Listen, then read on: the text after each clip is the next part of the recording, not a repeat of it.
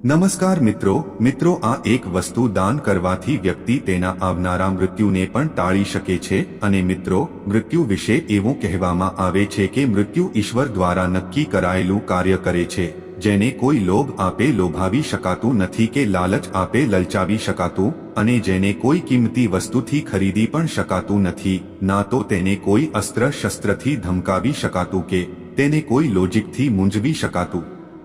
મિત્રો મૃત્યુ એ જીવનનું અટલ સત્ય છે જેને કોઈ પણ ટાળી શકતું નથી અને તે ત્યારે જ આવે છે જ્યારે તેનો સમય યોગ્ય હોય અને પછી ભલે તે સમયે તમે તેને ગમે તેટલો લોભ કે પછી તાકાત બતાવો કે પછી ભલે તમે તેને તમારા પદ પ્રતિષ્ઠાના દેખાવથી આકર્ષિત કરો અથવા તો તમે તમારી બુદ્ધિથી તેને ભટકાવવાની કોશિશ કરો તેમ છતાં તમે તેના ચોપડે લખાયેલા સમયના કરતા એક શ્વાસ પણ જીવી શકતા નથી અને જ્યારે તે આવે છે ત્યારે તે તમને લઈને જ જાય છે।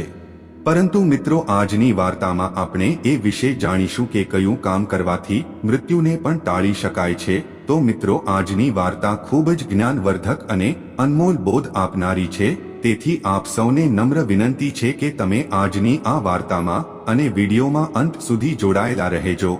તેમજ મિત્રો ચેનલ પર નવા હોવ તો ચેનલને સબસ્ક્રાઇબ કરી વિડીયોને એક લાઇક શેર અને કોમેન્ટમાં હર હર મહાદેવ ચોક્કસથી લખી દેજો। મિત્રો એક સમયની વાત છે એક સમયે એક પર્વતની ટોચ પર કેટલાક પક્ષીઓનો મેળાવડો હતો અને બધા પક્ષીઓ તેમાં બેઠા હતા। બધા પક્ષીઓમાં ધર્મ પર ચર્ચા ચાલી રહી હતી અને ધર્મ પરની તે ચર્ચામાં એક પ્રશ્ન નીકળી આવ્યો। બધા પક્ષીઓની વચ્ચે હંસોના રાજા પણ બેઠો હતો। વિશાળ પાંખોવાળું પક્ષી મોર પણ બેઠો હતો। ત્યારે ધર્મની ચર્ચા વચ્ચે એક પંખીએ પ્રશ્ન ઉઠાવ્યો કે હે મારા ધર્મના વિદ્વાન લોકો મારા મનમાં એક અજીબોગરીબ પ્રશ્ન ચાલી રહ્યો છે અને પ્રશ્ન એ છે કે શું દુનિયામાં એવું કોઈ કાર્ય છે જેના દ્વારા મૃત્યુને ટાળી શકાય? કારણ કે તે મૃત્યુનો સમય કાયમી છે। જ્યારે કોઈનું મૃત્યુ આવે છે ત્યારે તેમાંથી સમય કોઈ એક ક્ષણ ઘટાડી શકતું નથી કે કોઈ એક ક્ષણ વધારી શકતું નથી। શું ક્યારે એવું બન્યું છે કે કોઈએ મૃત્યુ મુલતવી રાખ્યું હોય? વહાલા મિત્રો જ્યારે આ પ્રશ્ન આવ્યો ત્યારે પ્રશ્ન સાંભળીને બધા પંખીઓ ચૂપ થઈ ગયા અને તેમનામાંથી કોઈ પાસે આ પ્રશ્નનો કોઈ જવાબ ન હતો કારણ કે બધા જાણતા હતા કે મૃત્યુ કોઈ પર દયા નથી કરતું, મૃત્યુ સામે કોઈની લાંચ કામ નથી આવતી। ત્યારે બધા પંખીઓ વિચારવા લાગ્યા કે આ વિચિત્ર પ્રશ્ન છે, આપણે આજ સુધી ક્યારે કોઈને મૃત્યુને મુલતવી રાખતા જોયા નથી। શું એવો કોઈ રસ્તો છે જેના દ્વારા મૃત્યુને પણ મુલતવી રાખી શકાય? મિત્રો આ પ્રશ્નોને લઈને તમામ પક્ષીઓ પોતપોતાના મંતવ્યો વ્યક્ત કરી રહ્યા હતા। તે જ સમયે ત્યાંથી એક સાપ પસાર થઈ રહ્યો હતો। પક્ષીઓની ચર્ચા તેના કાને પહોંચી ત્યારે સાપ તે પક્ષીઓની નજીક ગયો અને સાપને સામે જોઈને તે બધા પંખીઓ ભયભીત થઈને અહીં ત્યાં દોડવા લાગ્યા અને બોલ્યા, ભાઈ આપણે ક્યાં મૃત્યુની વાત કરવા લાગ્યા? મૃત્યુ તો સ્વયં આપણી સામે દેખાઈ રહી છે। ત્યારે બધા પક્ષીઓને ભાગતા જોઈને સાપ કહેવા લાગ્યો કે હે પક્ષીઓ તમારે મારાથી ડરવાની જરૂર નથી, હું તમારો આ પ્રશ્નનો જવાબ આપવા આવ્યો છું। હું એ મૃત્યુને ટાળતા લોકોને અંગત રીતે જોયા છે। હું તમને કહીશ કે કયું કાર્ય કરવાથી મૃત્યુને કેવી રીતે ટાળી શકાય છે। આજ સુધી જે લોકોએ તેમના મૃત્યુને ટાળ્યું છે તેઓએ તેમની તપસ્યાના બળે આવું કર્યું છે, પરંતુ આના જેવું સરળ કોઈ એવું કામ પણ છે કે જેના કારણે મૃત્યુ પણ ડરી જાય છે। ત્યારે પક્ષીઓ કહે છે કે એવું શું કામ છે જેના કારણે મૃત્યુ પણ ડરી જાય છે? હવે સાપ કહે છે, હે પક્ષીઓ હું જે કહું છું તે ધ્યાનથી સાંભળો। હું તમને પ્રાચીન કાળની એક વાર્તા કહું છું। પ્રાચીન સમયની વાત છે। એક પ્રસિદ્ધ કાશી નામની નગરી છે જેને મહાદેવની નગરી કહેવામાં આવે છે। કાશીને દેવનાગરી તરીકે પણ પૂજવામાં આવે છે। તે પ્રસિદ્ધ કાશી નગરીમાં કંબોજ નામનો એક રાજા રહેતો હતો। રાજા ખૂબ જ ધાર્મિક હતા। રાજા કંબોજની ધાર્મિક રાણીનું નામ સુદેશના હતું। પતિ પત્ની બંને ભગવાન શિવના પરમ ઉપાસક હતા। ભગવાન શિવની પૂજા કરવા મંદિરમાં જવું એ તેમનું રોજનું કામ હતું। બીજી તરફ સાપ પક્ષીઓને કહે છે, હે પક્ષીઓ વાર્તા શરૂ થઈ ગઈ છે તેથી હવે તમે ધ્યાનથી સાંભળજો। કહેવાય છે કે રાજા પોતાનું રાજ્ય ધાર્મિક રીતે ચલાવતો હતો। રાજાના રાજ્યમાં કોઈ પ્રાણી નાખુશ ન હતું અને બધા લોકો સુખ સમૃદ્ધિથી ધન્ય હતા। ચારે બાજુ ખુશી હતી। એક ઘાટ પર ગાય અને સિંહ પાણી પીયા કરતા હતા। અહીં સાપ પંખીઓને કહેતો હતો, હે પંખીઓ, આમ ધીમે ધીમે થોડો સમય વીતી ગયો, પણ રાજાના ઘરે કોઈ બાળકનો જન્મ થયો નહીં. રાજાની ઉંમર વધી ગઈ, પણ તેના ઘરે કોઈ બાળક જન્મ્યું નહીં. એક દિવસની વાત છે, મહારાજ કંબોજ તેઓના શહેરની એક પ્રખ્યાત શેરીમાંથી પસાર થઈ રહ્યા હતા, અને ત્યાંથી સવારના સમયે એક ઝાડુવાળી સ્ત્રી અને તેનો પતિ શેરીમાંથી કચરો સાફ કરી રહ્યા હતા. જ્યારે બંનેએ રાજાને સામેથી આવતા જોયા, ત્યારે બંને પતિ પત્ની તે સ્થાન પર મોં ફેરવીને ઊભા રહ્યા, અને બંનેનું આવું વર્તન જોઈ રાજા કંબોજને ગમ્યું નહીં. તે સમયે મહારાજ ભગવાન શિવની પૂજા કરવા મંદિરમાં જતા હતા, તેથી તેમણે બંનેને કંઈ કહ્યું નહીં. પણ જ્યારે તેઓ શાહી દરબારમાં આવ્યા ત્યારે તેણે તેના એક સૈનિકને મોકલ્યો અને કહ્યું કે તમે જાઓ અને તે સફાઈ કામદારને બોલાવો અને તેને લઈ આવો, મારે તેની સાથે કંઈક વાત કરવી છે. સૈનિક જે સફાઈ કામદારના ઘરે જાય છે, તેને મહારાજને જોઈને તેની પીઠ ફેરવી દીધી હતી. સૈનિકે તેને આખી વાત કહી કે તમને રાજા સાહેબે બોલાવ્યા છે. સફાઈ કામદારનું મન વિચારવા લાગ્યું કે મહારાજનો આદેશ છે અને ટાળી શકાય તેમ નથી, તેથી મારે જવું પડશે. પરંતુ પુત્ર વિનાના રાજાનો ચહેરો જોવો ખૂબ જ ખરાબ લાગશે. મિત્રો, સફાઈ કામદાર તે સૈનિક સાથે રાજાના દરબારમાં જવા નીકળે છે. થોડી વાર પછી તે રાજાના દરબારમાં જાય છે અને ત્યાં ઊભો રહીને રાજાને પ્રણામ કરે છે.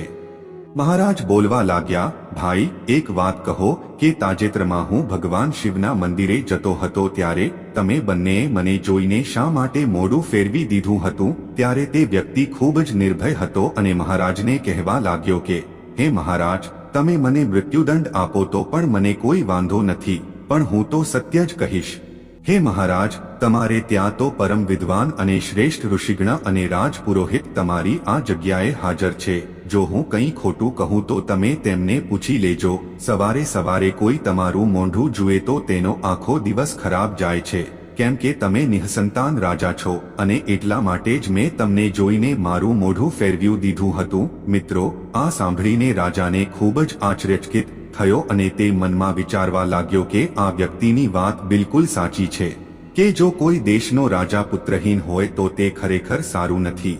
મિત્રો, આ પછી રાજાએ તે ઝાડુવાળાને તેના ઘરે મોકલી દીધો અને મનમાં વિચારવા લાગ્યો કે હવે મારે ભગવાનના મંદિરે જઈને પુત્ર માટે યજ્ઞ કરાવવું જોઈએ. આટલું વિચારીને રાજા પોતાના મહેલમાં આવ્યા અને કહ્યું, હે રાણી, આપણા નગરના લોકોને આપણું મોઢું જોવાથી ખૂબ જ તકલીફ થાય છે, કારણ કે આપણને કોઈ સંતાન નથી, આપણા કોઈ પુત્ર કે પુત્રી નથી. તેથી રાજા રાણીને કહે છે કે ચાલો ભગવાન શિવના દરબારમાં જઈએ અને ભગવાન પ્રાર્થના કરીએ કે અમને એક પુત્ર પ્રદાન કરે.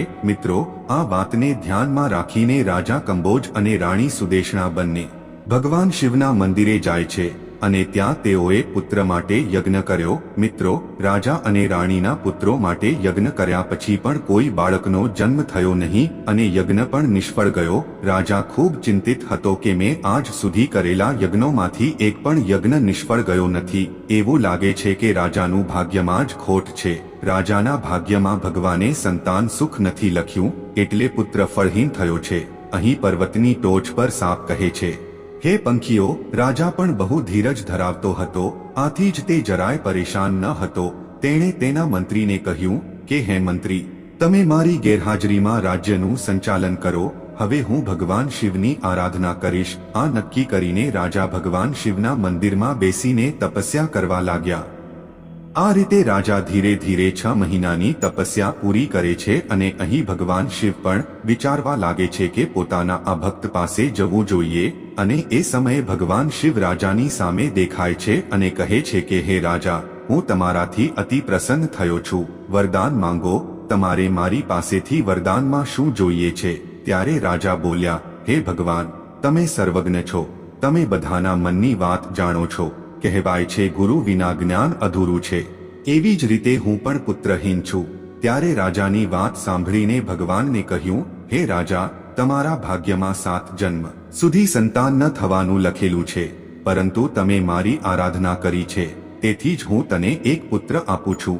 પરંતુ ધ્યાનમાં રાખજો કે તે પુત્રની ઉંમર માત્ર 20 વર્ષની હશે.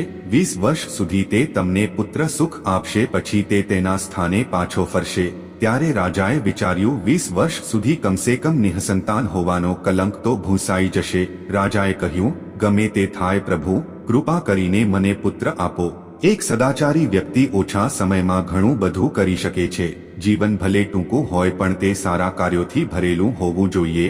મિત્રો, તે જ સમયે ભગવાન શિવે પોતાનો આયુષ્માન નામનો ગણને બોલાવીને કહ્યું કે તમે જાઓ અને આ રાજાના પુત્ર તરીકે 20 વર્ષ સુધી જન્મ લઈ લો. મિત્રો, રાજા ભગવાન પાસેથી વરદાન લઈને મંદિરમાંથી પોતાના ઘરે પાછા ફરે છે અને તેના રાજપુરોહિત અને રાણીને આ બધી વાત કહે છે કે ભગવાન શિવે મને વરદાન આપ્યું છે, હવે અમારા ઘરે પુત્રનો જન્મ થશે. સમય ધીમે ધીમે પસાર થયો. ભગવાન શિવના વરદાન મુજબ રાણી સુદેશના ગર્ભવતી થઈ. આ જોઈને રાજાના ઘરમાં ખુશીની લહેર દોડે છે. રાજા ખૂબ જ ખુશ થાય છે. સમય પ્રમાણે ભગવાન શિવના તે તેજસ્વી ગણે રાજાના પુત્રના રૂપમાં જન્મ લીધો હતો. આ જોઈને રાજા અને રાણી ખૂબ જ ખુશ થયા. આખા નગરે ઉજવણી કરી કે રાજાને પુત્રનો જન્મ થયો છે. આખા શહેરને શણગારવામાં આવ્યું અને લોકોએ ઉજવણી કરી. બ્રાહ્મણોએ તે પુત્રનું નામ આયુષ્માન રાખ્યું. ધીરે ધીરે આયુષ્માન મોટો થવા લાગ્યો. રાજકુમાર આયુષ્માન તેના પિતાની જેમ ખૂબ જ ધાર્મિક અને ભગવાનનો ભક્ત હતો. રાજાનો પુત્ર ખૂબ જ ઝડપથી મોટો થવા લાગ્યો. ધીમે ધીમે સમય વીતતો ગયો અને રાજા આનાથી ખૂબ ખુશ હતા કારણ કે તેના ઘરે આવો એક પુત્ર હતો. પુત્રના લાડ અને ઉછેરમાં રાજા ભૂલી જાય છે કે આ પુત્રની ઉંમર માત્ર 20 વર્ષની છે. પછી જ્યારે દીકરો 14 વર્ષનો હતો ત્યારે તે દિવસોની વાત હતી. બીજા શહેરના રાજા ચંદ્રસેનને એક પુત્રી હતી ચંદ્રલતા. ચંદ્રલતા રૂપ અને રંગમાં ઇન્દ્રની અપ્સરાઓ જેવી દેખાતી હતી અને ખૂબ જ સુંદર છોકરી હતી. આ છોકરી દાન પુણ્યમાં પણ ઘણું બધું આપતી હતી કેમ કે બાળપણથી જ તેને માતાપિતા પાસેથી ધાર્મિક કાર્યો કરવાનો સંસ્કાર મળ્યો હતો. તેઓ દયાળુ હતી. સવારે ઉઠ્યા પછી તેણીએ સૌથી પહેલું કામ પક્ષીઓને ખવડાવવાનું હતું અને તેના દરવાજે આવતા કોઈ પણ સાધુ કે સંતને ખાલી હાથે પાછું આપ્યું ન હતું. તેણી તેના દરવાજે આવનાર દરેક ભૂખ્યાને ભોજન કરાવતી હતી. મિત્રો, આ છોકરી પણ અહીં ધીરે ધીરે મોટી થઈ. કહેવાય છે કે જ્યારે મહારાજ ચંદ્રસેને રાજા કંબોજના પુત્ર આયુષ્માન વિશે સાંભળ્યું કે મહારાજ કંબોજનો એક ખૂબ જ પવિત્ર અને તેજસ્વી પુત્ર છે, આ વિચારીને રાજા ચંદ્રસેને તેની પુત્રીના વિવાહનો પ્રસ્તાવ રાજા કંબોજ પાસે મોકલ્યો. રાજા કંબોજે મનમાં વિચાર્યું કે મારા પુત્રની આયુ માત્ર 20 વર્ષ જ છે, મારે તેના લગ્ન કરાવવા જોઈએ અને જો તેને પુત્રનો જન્મ થશે તો મારો વંશ પણ આગળ વધશે. મિત્રો, આવું વિચારીને રાજા કંબોજે નિર્ણય કર્યો. તેના રાજકુમારનો સંબંધ અને થોડા સમયની અંદર રાજકુમારી ચંદ્રલતાના લગ્ન રાજકુમાર આયુષ્માન સાથે થઈ જાય છે. રાજકુમારી ચંદ્રલતા તેના પતિ પર ખૂબ જ નિર્ભર હતી. તેમનો એક નિયમ એવો હતો કે જ્યાં સુધી તે કોઈ ભૂખ્યા પ્રાણીને ખવડાવી ન દે ત્યાં સુધી તે ભોજન લેતી ન હતી. સમય ધીમે ધીમે પસાર થતો ગયો. અહીં રાજાને લાગવા માંડ્યું કે તેના પુત્રના મૃત્યુનો સમય નજીક આવી રહ્યો છે. તેની ઉંમર 20 વર્ષ પૂર્ણ થવા જઈ રહી છે. રાજા પહેલેથી જ જાણતા હતા કારણ કે ભગવાન શિવે તેને બધું જ કહી દીધું હતું કે તેના પુત્રની ઉંમર માત્ર 20 વર્ષની હશે. રાજાએ એ વાત કોઈને કહી ન હતી. મિત્રો, ધીરે ધીરે રાજાની ચિંતાઓ વધતી જતી હતી. રાજકુમારની ઉંમર જેમ જેમ વધતી જતી હતી તેમ તેમ રાજાની ચિંતાઓ પણ વધતી જતી હતી. ધીરે ધીરે જ્યારે રાજકુમારના જીવનમાં માત્ર 3 દિવસ જ બચ્યા હતા ત્યારે રાજા વિચારવા લાગ્યો કે હવે મારે શું કરવું જોઈએ. મારો પુત્ર 3 દિવસ પછી મૃત્યુ પામશે. પુત્ર પ્રત્યેની આસક્તિને કારણે રાજા ભગવાન શિવનું વરદાન ભૂલી જાય છે અને પુત્ર પ્રત્યેની આસક્તિને કારણે તે બીમાર પડે છે અને આવું જ થયું. બધાને કહીને એમની ચિંતા કરવા માંગતા નથી. હવે રાજાએ ખાવાનું બંધ કરી દીધું. જે દિવસે તે મૃત્યુ પામવાનો હતો તે દિવસ આવ્યો ત્યારે રાજા સવારથી ભગવાનના ધ્યાનમાં ડૂબેલા હતા અને બોલ્યા, હે ભગવાન, મને પુત્ર જવાના દુઃખને સહન કરવાની શક્તિ આપો કારણ કે વિધાતાના લેખને કોઈ બદલી શકશે નહીં. જે થવાનું છે તે તો થઈને જ રહેશે. અહીં સાપ પક્ષીઓને કહે છે કે હે પક્ષીઓ, તે રાજકુમારની પત્ની હતી અને તે રોજ ભૂખ્યા ગરીબોને ભોજન આપતી હતી, પક્ષીઓના ચણ નાખતી હતી. દરરોજની જેમ તે દિવસે પણ તે પોતાની ધાર્મિક પ્રવૃત્તિઓમાં વ્યસ્ત હતી. અહીં લોકપુરીમાં ચિત્રગુપ્તે યમરાજને રાજકુમાર આયુષ્માનના મૃત્યુની વાત કહી. યમરાજે તરત જ તેના સંદેશવાહકોને જવાનો આદેશ આપ્યો. હવેથી 1.5 કલાક પછી તમારે રાજકુમાર આયુષ્માનના રાણ શરીરમાંથી બહાર કાઢીને લાવવાના છે. રાજકુમાર આયુષ્યમાન અપહરણ તમે આ રીતે નહીં લાવી શકતા, તેના માટે તમારે સાપ પાસે જવું પડશે અને તેને રાજકુમારને મારવા માટે પ્રેરણા આપવી પડશે, કારણ કે તે રાજકુમારનું મૃત્યુ સ્થાપના કરવાથી થશે, તો જ આપણે તેનો જીવ લઈ શકીએ. યમરાજે તેના દૂતોને કહ્યું કે જલ્દી કરો અને 1.5 કલાકમાં તેનો જીવ લઈને આવો. યમરાજની આજ્ઞા થતાં જ 2 યમદૂત રાજકુમારનો જીવ લેવા ગયા અને ત્યાં યમરાજના ભ્રમથી પ્રેરાઈને એક સાપ મનમાં વિચારવા લાગ્યો કે આજે મારે રાજમહેલમાં પ્રવેશ કરવો જોઈએ અને મારે રાજમહેલમાં ફરવું જોઈએ. મિત્રો, હવે સાપ ફરતો ફરતો રાજમહેલમાં પ્રવેશી ગયો. તે સાપ યમરાજ દ્વારા પ્રેરિત હતો, તેથી તે ફરતો હતો અને તે રાજકુમારના પલંગ પર પહોંચે છે અને રાજકુમારના પલંગમાં વાંકા વળીને બેસી જાય છે. યમરાજના બંને સંદેશવાહક દરવાજા પર ઊભા છે અને સમય પૂરો થાય તેની રાહ જોવા લાગ્યા કે 1.5 કલાકનો સમય ક્યારે વીતી જશે, ક્યારે આ સાપ પેલા રાજકુમારને કરડશે, પછી તેનો જીવ લઈને યમપુરી જઈશું. મિત્રો, આ પ્રકારે યમના દૂતો વિચારતા હતા કે ત્યાં શું થાય છે. બીજા ગામમાં એક ગરીબ માણસ રહેતો હતો. તેને એક દીકરીનો જન્મ થયો. તેણે તે દીકરીને સમયસર પરણાવી દીધી, પણ તે દીકરીનો પતિ ભારે દારૂ પીતો હતો. વેશ્યાવૃત્તિ એ તેનું કામ હતું, તેથી તેણે તે ગરીબ દંપતીની પુત્રી સાથે હંમેશા તેણીને હેરાન કરતો, મારતો, તેણીને ઘરમાંથી કાઢી મૂકવા માંગતો. તે ગરીબ દંપતીની પુત્રી થોડો સમય ત્યાં રહેતી હતી, જે બાદ તે ગર્ભવતી થઈ. એક દિવસ તેના પતિના મારથી કંટાળીને તે તેના પિતાના ઘરે ગઈ. કહેવાય છે કે છોકરીના પિતા વૃદ્ધ થઈ ગયા હતા અને તેથી તે કંઈ કમાઈ શકતા ન હતા. તે ગરીબ રસોઈયા તરીકે કામ કરતા હતા. ખોરાક માટે ભીખ માંગી અને 3 જીવોને ખવડાવવું. જ્યારે 9 મહિના પૂરા થયા ત્યારે તેણે એક પુત્રને જન્મ આપ્યો અને તેને ખોરાકની જરૂર હતી, કારણ કે પ્રસૂતિના સમયગાળામાં ભૂખ ખૂબ જ તીવ્ર હોય છે. તે તેના પિતા પાસે ખોરાક માંગે છે. તે ગરીબ બ્રાહ્મણ પડોશના ગામમાં ખોરાક લેવા જાય છે, પરંતુ તમે જાણો છો કે જે દરરોજ ભીખ માંગવા જાય છે તેને લોકો ભિક્ષા આપતા પણ નથી. ગરીબી એ સૌથી મોટો અભિશાપ છે. ગરીબી પથ્થર કરતાં પણ ભારે છે. સૌથી મોટું દુઃખ ગરીબીને કારણે છે. તે ગરીબને ખાવા માટે કોઈ નથી, બીજા પાસેથી થોડા દાણા પણ નહીં. બીજી તરફ છોકરીની ભૂખ તેને ખૂબ જ પરેશાન કરી રહી હતી. તેથી હોકરીએ તેના પિતાને કહ્યું, પપ્પા, હું ભૂખે મરી રહી છું, 3 દિવસથી ખાધું નથી. જો તમારી ભિક્ષામાં કંઈક મળ્યું છે તો તે મારે ખાવાનું છે, તે મને આપો, નહીંતર હું મારા બાળકને ખાઈશ. પછી વૃદ્ધ માણસ કહે, દીકરી, આ છોકરાને ન ખા. હું આજે પ્રયત્ન કરીશ. હું ક્યાંક જઈશ, મને ગમે ત્યાંથી કંઈ મળે તો હું તમારી પાસે લાવીશ. આજે હું કાશીપુરી જઈશ અને ત્યાંના રાજાના દરવાજે જઈશ અને તેની પાસે કંઈક માંગીશ. જો મને ખાવાનું મળે તો હું ચોક્કસપણે તે તમારી પાસે લાવીને તમને આપીશ. આવું વિચારીને વૃદ્ધ પિતા તે જગ્યાએ જાય છે જ્યાં તે રાજકુમાર આયુષ્માન ધાર્મિક પત્ની રાણી ચંદ્રલતા હતી. તે દરરોજ ગરીબોને ભોજન વહેંચતી હતી. તે દિવસે મહારાજ બીમાર પડ્યા, કારણ કે તેમના પુત્ર પ્રત્યેના આસક્તિને કારણે તેઓ તેમના પુત્રની ચિંતાને કારણે તેમના પલંગ પર પડ્યા હતા. તેથી આજે તેણીએ કોઈ ખોરાક વહેંચ્યો ન હતો, પરંતુ તેણીએ તેના પતિ માટે તૈયાર કરેલ ભોજન હતું. જમવાની થાળીને અનેક પ્રકારની વાનગીઓથી સજાવી હતી અને એવી રાખી હતી કે જ્યારે તેનો પતિ આવે ત્યારે તે તેને ખવડાવે. પરંતુ એટલામાં વૃદ્ધ તેના દરવાજે પહોંચે છે. અહીં રાજકુમારની પત્ની ચંદ્રલતા ઊભી છે. દરવાજે એક વૃદ્ધ માણસ દેખાયો અને વૃદ્ધ માણસને જોઈને તેને દયા આવે છે. જ્યારે વૃદ્ધે તેની તરફ જોયું ત્યારે તેણે કહ્યું, હે બહેન, જો મને આ સમયે ખાવાનું મળે તો તે તમારા પર મોટો ઉપકાર હશે. રાણીએ જોયું કે તે એક ગરીબ વ્યક્તિ છે. ત્યાં એક માણસ છે અને તે મારી પાસે ખોરાક માંગે છે. મેં મારા પતિ માટે ખોરાક તૈયાર કર્યો છે. જો હું તેને ખાવા માટે આપીશ તો મારા પતિ શું ખાશે? વિચાર્યું કે મારા પતિ હજુ આવ્યા નથી, તે તેના બીમાર પિતા સાથે બેઠા છે. ત્યાં સુધી હું આ ગરીબને આ ખોરાક આપું છું.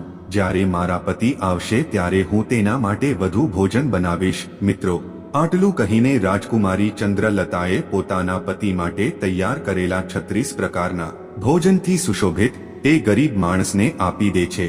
વૃદ્ધ માણસ તે ખોરાક લે છે અને ચાલ્યો જાય છે. તે ખૂબ જ ઝડપથી ચાલે છે અને સાથે તેના ઘરે પાછો આવે છે. કારણ કે તેની પુત્રી 3 દિવસથી ભૂખી હતી અને જુઓ ત્યાં શું થાય છે. રાજાનો પુત્ર હતો. તેના પિતાની સંભાળ લીધા પછી અને વૈદ્યને બતાવ્યા પછી તે રાજાની ઓરડીમાંથી બહાર નીકળીને તેની ઓરડી તરફ જવા લાગ્યો. તેના દરવાજે 2 યમદૂત તૈયાર ઊભા હતા અને તે નાગ તેને ડંખ મારવા માટે તેના પથારીમાં લપેટાયેલું હતું. બીજી તરફ વૃદ્ધ માણસે તે ખોરાક લીધો અને તેની પુત્રીને આપ્યો. અહીં રાજકુમાર આયુષ્યમાન ચાલતો ચાલી રહ્યો હતો. કહેવાય છે કે જ્યારે સમય સારું તો બધું બરાબર થાય છે. તમે આને ધ્યાનમાં રાખો. જો કોઈ પણ આફતથી બચવા માટે આ તમારા માટે એક સંકેત છે. જો તમે તે સંકેતને ઓળખીને સમજી લો તો સૌથી મોટી આફત પણ ટળી શકે છે. રાજકુમારે સીડી પર પગ મૂક્યો. મિત્રો, બીજી બાજુ તેનો નિર્ધારિત સમય પૂરો થવાનો હતો. યમના સંદેશવાહકો ખૂબ જ અધીરા થઈ રહ્યા હતા અને એ જ વખતે પેલો સાપ ગુસ્સે થઈને એના આવવાની રાહ જોઈને બેઠો હતો અને કહેતો હતો કે રાજકુમાર આવશે અને હું એને ડંખ મારીને ખાઈ જઈશ. બીજી બાજુ એ વૃદ્ધે ભોજન તેની પુત્રીને આપ્યું. જ્યારે તેણે ભોજન ખાધું ત્યારે તે પિતાને પૂછવા લાગી કે આ ભોજન કોણે આપ્યું છે. છોકરીના પિતાએ કહ્યું, દીકરી, આ ભોજન અહીંની રાણીએ આપ્યું છે. અહીંના રાજાની જે પુત્ર વધુ છે તેમને મારા પર દયા કરીને આ સ્વાદિષ્ટ ભોજન મને આપ્યું છે. ભોજન જોઈને હોકરીએ કહ્યું. તેના આત્મામાંથી આશીર્વાદ નીકળવા લાગ્યા અને તે ભગવાનને પ્રાર્થના કરવા લાગી, હે ભગવાન, જેણે પણ આ ખોરાક આપ્યો તે હંમેશા સુહાગન રહે તેવા મારા આશીર્વાદિત છે. તેણીએ તે ખોરાકનો ગ્લાસ તેના મોંમાં લીધો કે તરત જ તેના આત્મામાંથી આશીર્વાદ નીકળવા લાગ્યા. મિત્રો, આશીર્વાદ સાચા આત્મામાંથી નીકળે છે અને તે ચોક્કસપણે ફળ આપે છે. અહીં છોકરીના આશીર્વાદ ભગવાનના દરબારમાં જાય છે. જ્યારે કાલનો કાળ મહાકાલ પહોંચ્યો ત્યારે ભગવાન શિવનું સિંહાસન હલી ગયું. શું થયું? મારું સિંહાસન કેમ હચમચી રહ્યું છે? ભગવાન શિવે મનમાં વિચાર્યું કે આ જગતમાં શું થવાનું છે. તેમણે તરત જ નારદ મુનિને બોલાવ્યા અને નારદને કહ્યું કે જોઈને આવો 3 લોકમાં શું થવાનું છે. નારદ એક એવા વ્યક્તિ હતા જે 3 લોકોની સૂચના લાવવામાં સક્ષમ હતા. પલ માત્રમાં અહીં નારદે જોયું તે બધું જ સમજમાં આવી ગયું. તેણે જઈને ભગવાન શિવને કહ્યું, હે ભગવાન, એક વિચિત્ર દ્રશ્ય ઊભું થઈ રહ્યું છે. રાજા કંબોજના પુત્ર યમદૂતના મૃત્યુનો સમય આવી ગયો છે. સાપ તેના પલંગ પર હૂડ ફેલાવીને બેઠો છે. રાજકુમાર સીડીઓ પર ચડીને ઉપર જઈ રહ્યો છે. જેમાં જ તે તેના પલંગ પર બેસે કે તરત જ સાપ તેને ડંખ મારશે. મિત્રો, બીજી બાજુ તે વૃદ્ધ પિતાની પુત્રી તે રાજકુમારીને આશીર્વાદ આપી રહી છે કે તેના આત્મામાંથી આશીર્વાદ નીકળે છે કે તેનું લગ્નજીવન અમર બની જાય. હે ભગવાન, આ કેવો વિચિત્ર સંયોગ છે. એક બાજુ મૃત્યુ તેની રાહ જોઈ રહ્યું છે તો બીજી તરફ આશીર્વાદ તેના લાંબા આયુષ્ય માટે પ્રાર્થના કરી રહ્યા છે. હવે દાન અને મૃત્યુની શક્તિ અટકી ગઈ છે. નારદ બોલ્યા, પ્રભુ, આમાં શું થશે? ભગવાને કહ્યું, જે સર્જનહારે નક્કી કર્યું છે તે જ થશે. જુઓ, આગળ સારું જ થશે. ભગવાન શિવ ત્યાંથી અંતર ધ્યાન થઈ જાય છે. બીજી તરફ રાજકુમાર સીડીઓ ચડીને તેના પલંગ તરફ આગળ વધી રહ્યો છે. યમદૂત તૈયાર ઊભા છે. અમે જોઈ રહ્યા છીએ કે હવે અમારું કામ થઈ ગયું છે. રાજકુમાર જાય છે અને પોતાના પલંગ પર બેસે છે. બીજી તરફ દાનની શક્તિ વચ્ચે આવીને ઊભી રહી ગઈ, જેના કારણે સાપ નબળો પડી ગયો. તે ચાલી પણ શકતો ન હતો. તેનામાં આગળ વધવાની શક્તિ ન હતી. સાપ વિચારવા લાગ્યો કે હું આ રાજકુમારને મારવા જઈ રહ્યો છું. કડવા આવ્યો હતો પણ હવે હું દૂર પણ નથી જઈ શકતો. શું થઈ રહ્યું છે? આ બધું પેલી ભૂખી હોકરીએ આપેલા આશીર્વાદની અસર હતી. કહેવાય છે કે જ્યારે શ્રાપ લાગી જાય છે જ્યારે આશીર્વાદ પણ લાગે જ છે. રાજકુમાર અને સાપ વચ્ચે આશીર્વાદ આવ્યા અને રાજકુમારીનું દાન મૃત્યુ આગળ વધવા દેતું ન હતું. યમદૂતે તે દાનની શક્તિને કહેવાનું શરૂ કર્યું કે તમે અહીંથી પાછા ફરો, અમને અમારું કામ કરવા દો, અમે તેણીનો પ્રાણ હરી લેવો. પછી દાનની શક્તિ અને તે છોકરીના આશીર્વાદ. તેણે કહ્યું, એવું ક્યારેય નહીં થાય કે અમે ત્યાં છીએ ત્યારે તમે તેનો જીવ લઈ લો. યમના દૂત આગળ વધી શક્યા નહીં અને યમના દૂતોનો પરાજય થયો અને પાછા યમલોક પાસે ગયા અને યમરાજને કહ્યું, મહારાજ, આ કેવી વિડંબના છે. યમરાજે કહ્યું, તમે લોકો ખાલી હાથે કેવી રીતે આવ્યા? મેં તમને રાજકુમાર આયુષ્માનનો જીવ લેવા મોકલ્યો હતો. ત્યારે યમદૂત કહે છે, હે સ્વામી, હે પ્રભુ, તેના મૃત્યુ કરવાના માર્ગમાં બે મોટા વિઘ્નો ઊભા છે અને અમારો કોઈ પણ પ્રયાસ તેની આગળ ચાલતો નથી. ત્યારે યમરાજે જવાબ આપ્યો, એવી કઈ બાધા છે જે મૃત્યુના માર્ગમાં અડચણ ઊભી કરે છે? યમના દૂતોએ કહ્યું, હે ભગવાન, તેમાંથી એક તો દાનની શક્તિ છે અને બીજી આશીર્વાદની શક્તિ. આ સાંભળીને યમરાજે કહ્યું, હે યમદૂતો, એવું લાગે છે કે તમે બધા જીવોને લાવતા લાવતા વૃદ્ધ થઈ ગયા છો. હું જઈને જોઈશ કે કયા અવરોધો રાજકુમારના પ્રાણ લાવવા માટે રોકી રહ્યા છે. મિત્રો, અહીં સાપ કહે છે, હે પક્ષીઓ. પછી યમરાજ પોતે પૃથ્વી પર આવ્યા અને ત્યાં ભગવાન શિવે મનમાં વિચાર્યું કે હવે તેમની વચ્ચે સમાધાન કરવું પડશે. યમરાજ તેનાથી જીતી શકશે નહીં અને જો યમરાજ હારી જાય તો તે કુદરતના નિયમોનું ઉલ્લંઘન ગણાશે. જ્યારે યમરાજ ત્યાં પ્રગટ થયા ત્યારે ભગવાન શિવ પણ ત્યાં પ્રગટ થયા. યમરાજે જઈને ભગવાન શિવને જોયા તો ભગવાન શિવના ચરણોમાં પ્રણામ કર્યા અને ભગવાનને કહ્યું, હે યમરાજ, તમે નથી જાણતા કે તમારા નિયમ પ્રમાણે તેમની ઉંમર પૂરી થઈ ગઈ છે, પરંતુ મને કહો કે શું શ્રાપ નથી લાગતો? શ્રાપ તો મને બ્રહ્માજી શ્રી વિષ્ણુજીને પણ ભોગવો પડ્યો છે. શું શાપને કારણે તમે નશ્વર જગતમાં વિદુર તરીકે જન્મ નથી લીધો? મને કહો કે તમે શા માટે અવતાર લીધો? યમરાજ કહેવા લાગ્યા કે હે ભગવાન, મારે ઋષિનો શ્રાપ માનવો પડ્યો હતો અને તેથી ભગવાન શિવે કહ્યું કે જ્યારે તમે સાપનો આદર કરી શકો છો તો એ જ રીતે તમે કોઈના આત્મામાંથી નીકળતા આશીર્વાદનો પણ આદર કરી શકો છો. તમે તેને કેવી રીતે બિનઅસરકારક બનાવી શકો છો? યમરાજે ભગવાન શિવને કહ્યું, ભગવાન, હવે તમે જ આ સમસ્યાનું સમાધાન કરો. ત્યારે ભગવાન શિવે કહ્યું, તમે તેની ઉંમર વધારીને 100 વર્ષ કરો અને 100 વર્ષ પછી તમે તેને લઈ જાઓ. તે શક્તિના આશીર્વાદ અને વરદાનને કારણે હવે મૃત્યુ યોગ નથી રહ્યો અને તેથી તેણે મૃત્યુ પર વિજય મેળવ્યો છે. મિત્રો, ભગવાન શિવની સલાહ યમરાજે કુદરતનો નિયમ બદલીને તેની ઉંમર વધારીને 100 વર્ષ કરી દીધી. ત્યારબાદ યમરાજ યમલોકપુરીમાં પાછા ફર્યા. અહીં રાજકુમાર આયુષ્માનની ઉંમર 100 વર્ષની થઈ ગઈ અને કહેવાય છે કે ભૂખ્યા વ્યક્તિને અન્નદાન કરવાથી તેનું મૃત્યુ પણ ટળી જાય છે. એટલે જ કહેવાય છે કે વ્યક્તિના સારા કાર્યો અને પરોપકારી સેવામાં મૃત્યુને પણ ટાળવાની શક્તિ હોય છે. પરંતુ આપણે એ જોવાનું છે કે વ્યક્તિ જેને આપણે દાન કરીએ છીએ તે વસ્તુ દાન કરવાને લાયક હોવી જોઈએ. જો તમે કોઈ લાયક વ્યક્તિને દાન આપો તો તે દાનની સામે મૃત્યુ પણ હારી જાય છે. જો તમે કોઈની સેવા કરો અને તેના મુશ્કેલ સમયમાં મદદ કરો અને કોઈના આશીર્વાદ લો તો તે આશીર્વાદથી મૃત્યુ પણ દૂર થઈ જાય છે. દાન અને આશીર્વાદની શક્તિ ખૂબ જ પ્રબળ હોય છે અને તે શક્તિથી મોટામાં મોટા સંકટને પણ ટળી શકાય છે. મિત્રો, આ રીતે પરાજય પામીને યમરાજ પાછા ફર્યા. બીજી તરફ શિખરની ટોચ પર બેઠેલા સાપે પક્ષીઓને કહ્યું, હે પક્ષીઓ, હું એ જ છું. હું એ જ સાપ છું જે યમરાજની પ્રેરણાથી તે રાજકુમારને કરડવા ગયો હતો. પણ તે દિવસે મને દાનની શક્તિ સમજાઈ ગઈ હતી અને આશીર્વાદ તે જ દિવસથી હું આ પર્વત પર આવીને ભગવાનનું ધ્યાન કરવા લાગ્યો અને આવા ઘણા ઉદાહરણો આ દુનિયામાં જોવા મળ્યા છે મને. મિત્રો, સાપે કહ્યું, હે પક્ષીઓ, આ રીતે અમારી વાર્તા પૂર્ણ થાય છે. જો તમને બીજો કોઈ પ્રશ્ન હોય તો અથવા તમારા મનમાં શંકા હોય તો કૃપા કરીને મને કહો. હું મારા અનુભવ અને જ્ઞાનથી ચોક્કસપણે તેનું નિરાકરણ કરીશ. તો મિત્રો, તમને આજની પ્રસ્તુતિ કેવી લાગી તે કમેન્ટ કરીને ચોક્કસ જણાવજો. તો મિત્રો, ફરી મળીશું નવા એક વિડીયોમાં નવી માહિતી નવી વાર્તા સાથે. ત્યાં સુધી આપ સૌને જય માતાજી. હર હર મહાદેવ.